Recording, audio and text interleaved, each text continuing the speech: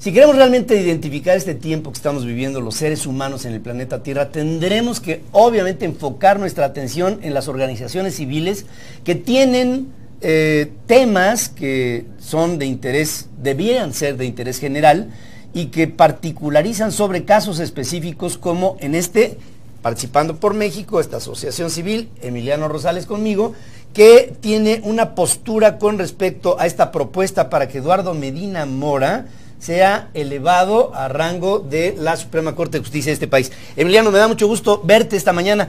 Mucho gusto. ¿De dónde parte tu análisis y cómo podemos realmente sentir que esto es susceptible para ser compartido con la sociedad mexicana? Claro, pues el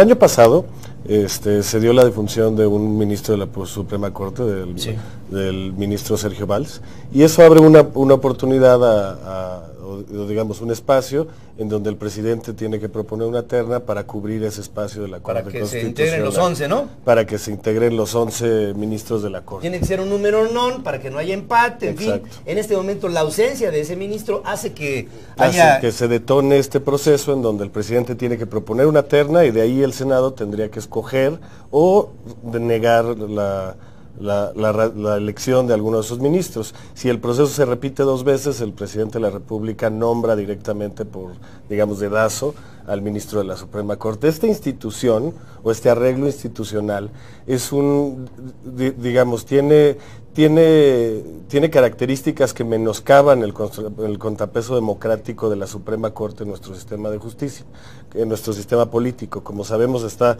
el Ejecutivo Federal, el Legislativo Federal, y el judicial, que tiene que actuar como un contrapeso de las decisiones tanto de las cámaras del Congreso como del propio Ejecutivo o los demás órdenes de gobierno.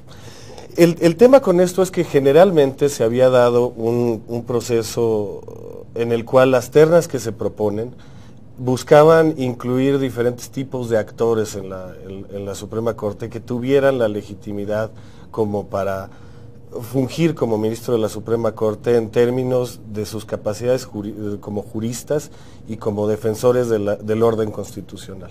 Lo que estamos viendo hoy es al final una terna que muchos comentadores y muchos especialistas en el sistema de justicia ven como una terna de uno.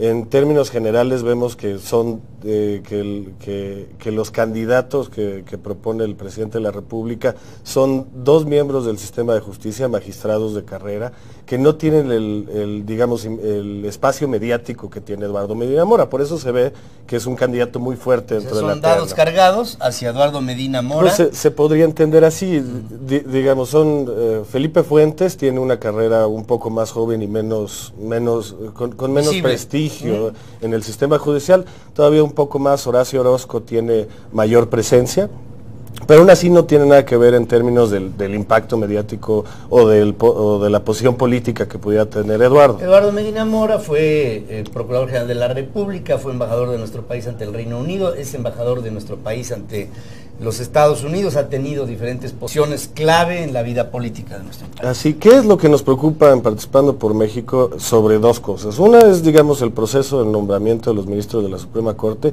y 2, en particular, el perfil del embajador Medina Mora. El proceso no da lugar a una deliberación democrática que nos permita discutir, a la sociedad enterarnos de cuál es el mejor perfil que debemos de buscar o que están proponiendo para que integre la Corte. Actualmente hay un periodo de 30 días en el cual el Senado tiene que contestarle al presidente, si no el presidente nombra al ministro. ¿Eso qué hace? Menoscaba la capacidad de que la independencia judicial de estos ministros sea realmente la que esperamos. O sea, con la intención particularizada en Eduardo Medina Mora, se pudiera ver una intentona del Ejecutivo por dominar a la Suprema Corte. Pues digamos, por poner un perfil en específico con un interés en específico. ¿Qué es lo que podemos ver en Medina Mora? Pues en términos generales no es un jurista de carrera, es un especialista en seguridad pública que tiene ese perfil. Estuvo como director del CISEN en la época de Fox y de ahí saltó a la PGR. Sí. Y lo que sabemos de todo este periodo es que hay muchas dudas sobre el respeto a derechos humanos y sobre la calidad de su trabajo como abogado. Durante el periodo que estuvo como Procurador General de la República, hay numerosos casos que pueden cuestionar su visión como jurista.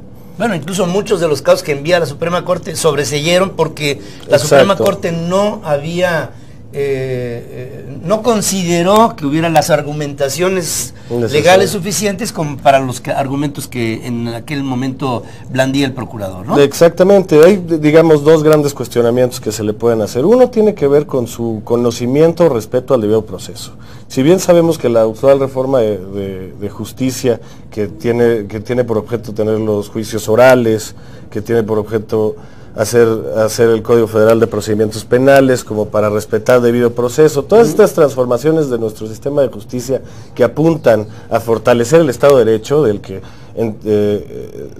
que sufrimos y el que sabemos que es el siguiente paso de reformas como para generar el arreglo institucional que genere desarrollo en México, pues debería de apuntar hacia personas y hacia personajes que traten de respetar o que tengan una larga carrera y prestigio en respetar este arreglo institucional. Que no es el caso de lo que están viendo ustedes. Que no ustedes necesariamente en términos de la propia carrera del procurador. Tenemos el caso que mucho se ha hablado en los medios del michoacanazo. Sí. Cuando él estuvo y cuando entra Felipe Calderón y él estaba como procurador, se detiene a 38 funcionarios de gobierno del estado de Michoacán por presuntos delitos de crimen organizado. Entre ellos varios presidentes municipales. Entre ellos varios presidentes municipales. Más allá de la posición ideológica del partido político que fuera, el resultado de ello fue que un año y medio después 37 de los 38 salieron libres. Sí. Porque los casos estaban mal armados. Y eso no quiere decir que hubieran sido inocentes. Eso no necesariamente quiere decir que fueran inocentes. Si son inocentes, pues qué bueno que salieron. En caso de que no fueran, es todavía más grave. Es todavía más grave, por supuesto que sí, porque estás hablando de procesos mal fincados que tuvieron que ser decididos por jueces para no encontrar argumentaciones suficientes. Exacto, y lo que uno busca del sistema de justicia no es un proceso político, es un proceso jurídico que dé certeza a las partes, al imputado y a quien acusa. Claro. Y para ello lo que buscamos son procesos, sistemas y funcionarios públicos que quieran conservar ese orden constitucional y ese orden de debido proceso. Claro. Lo que nosotros vemos en muchos de los casos que la Procuraduría llevó bajo el liderazgo de Medina Mora. No pegaron, no fueron fundamentados en base a ley. En base a ley, en base al debido proceso, a la manera de armar una argumentación jurídica. Otros casos mucho más graves fueron violaciones a derechos humanos, como el caso de 3 indígenas otomís que fueron acusados de secuestrar a 6 agentes de la AFI. ¿Se imaginan 3 mujeres indígenas acusadas de secuestrar a agentes de la AFI? Bueno, estamos hablando. Una última cosa, Emiliano. Dígame. Argumentan el tema del domicilio como un lugar, pero se hace una precisión en donde una cosa sería eso, el domicilio, y otra cosa sería la esencia de el hoy aspirante a la Suprema Corte de Justicia. Y ustedes dicen, de ese lado tampoco da lugar. Tampoco da lugar. En términos estrictos y siguiendo la norma, lo que dice el artículo 95 constitucional es que la persona que sea nombrada, que quiera ser candidato a ministro de la Suprema Corte, deberá haber residido 2 años antes de este proceso en el país. El Código Civil especifica que la residencia no es el domicilio.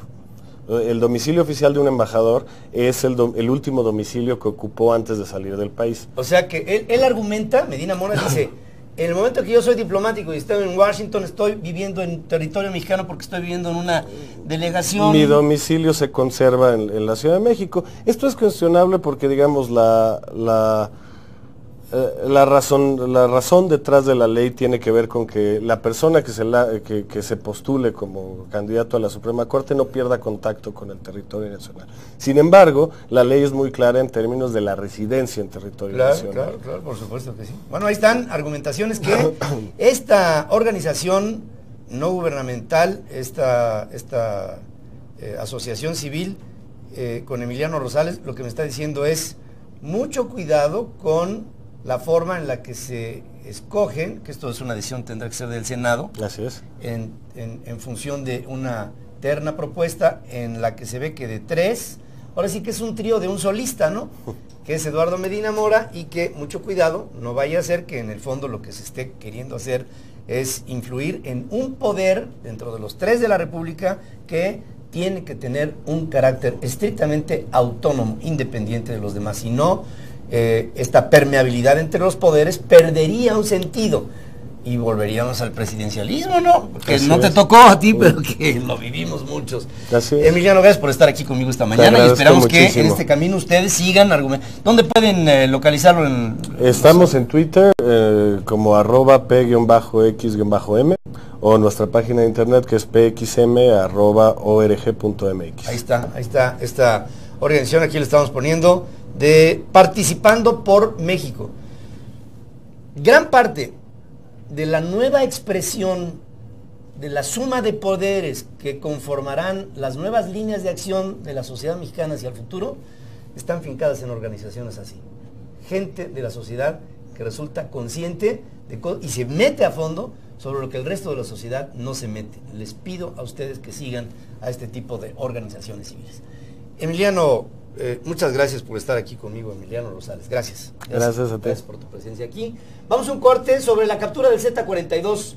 Gelos Cornejo. Estas capturas, sin una sola bala, huelen a próximas elecciones. No es nuevo y quieren que creamos que son muy eficientes las autoridades.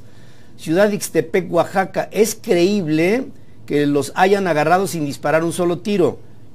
Yo no lo creo, es como pregunta, ¿no? Yo no lo creo, pues estos señores andan bien custodiados. Isaac Sena, esperamos que con esta captura también caigan autoridades que están involucradas con este capo.